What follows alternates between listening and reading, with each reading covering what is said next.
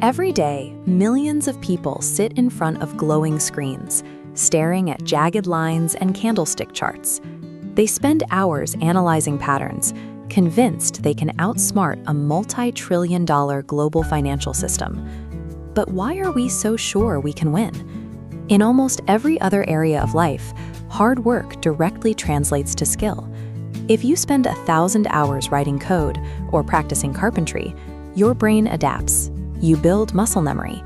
You create a tangible craft. The effort you put in yields a predictable result.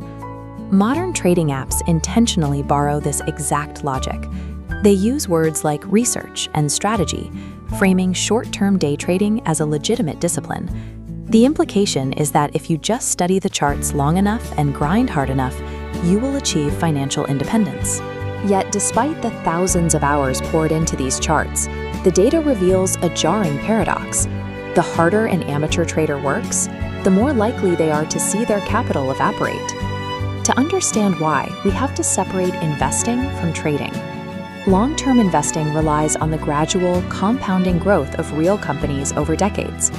Short-term day trading attempts to profit from minute-by-minute price fluctuations, movements driven by random market noise. The world's most successful long-term investors actively warn regular people against trying to time these short-term fluctuations.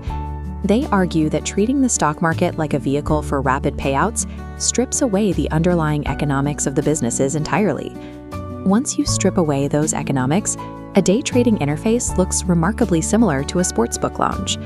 The structural mechanics of betting on a sports match and speculating on a short-term stock option have essentially merged. The apps on our phones are engineered to exploit this merger. They deliver highly unpredictable rewards, flashing green numbers and digital confetti, which trigger massive releases of dopamine. They reward constant action rather than quiet patience.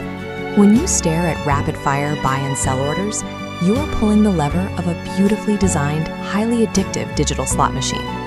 Over a span of minutes or hours, an asset's price doesn't reflect its actual value.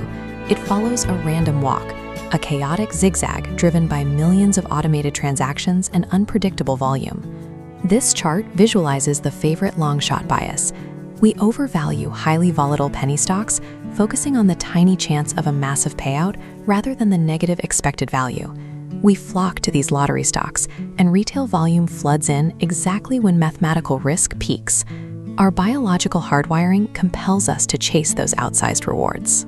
When a random bet pays off, the dopamine hit is so intense that it overrides our logic, tricking us into mistaking pure mathematical luck for genuine trading genius.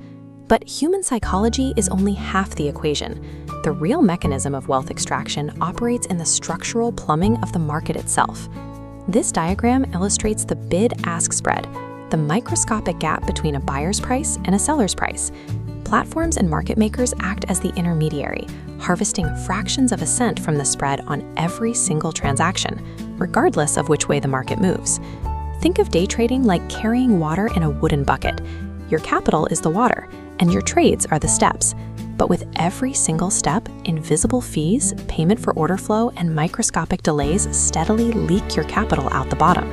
Every click of the buy or sell button triggers that toll booth, making your transaction volume the platform's primary source of revenue. This creates the ultimate irony of the day trading trap. In a true craft, more practice makes you better. In day trading, increasing your trade volume actively accelerates your demise. This scatter plot shows the law of large numbers in action. If you play a game with a negative expected value, where the house takes a small cut of every bet, short-term variance might let you win a few times, but stretch those trades over thousands of iterations, and the math guarantees a total loss. Massive institutional betting syndicates and quantitative hedge funds understand this perfectly. Figures like Tony Bloom built billion-dollar empires by acting as the house, using sophisticated statistical arbitrage to exploit these exact mechanics in reverse. These quantitative systems execute trades in milliseconds, backed by supercomputers and deep data feeds. They operate with processing speeds and capital reserves that a person sitting at home with a smartphone simply cannot replicate. The structural design of high-frequency trading ensures a one-way flow of wealth, moving capital from enthusiastic amateurs into the coffers of the institutions. If you have lost money trying to day trade, it is not a reflection of your intelligence. It doesn't mean you didn't work hard enough. It means you were trying to fight mathematical gravity. Genuine skills build tangible value for society. You write software, you build houses, you provide a service. Short-term speculation is a negative-sum game that produces nothing, serving only to harvest the human effort poured into it. There is a profound emotional relief in logging out. When you step away from the chaotic noise of 5-minute candlestick charts, you immediately reclaim your time, your energy, and your peace of mind. You finally stop playing the casino's game. But if short-term trading is mathematically rigged against you, what does an honest, reliable path to financial freedom actually look like?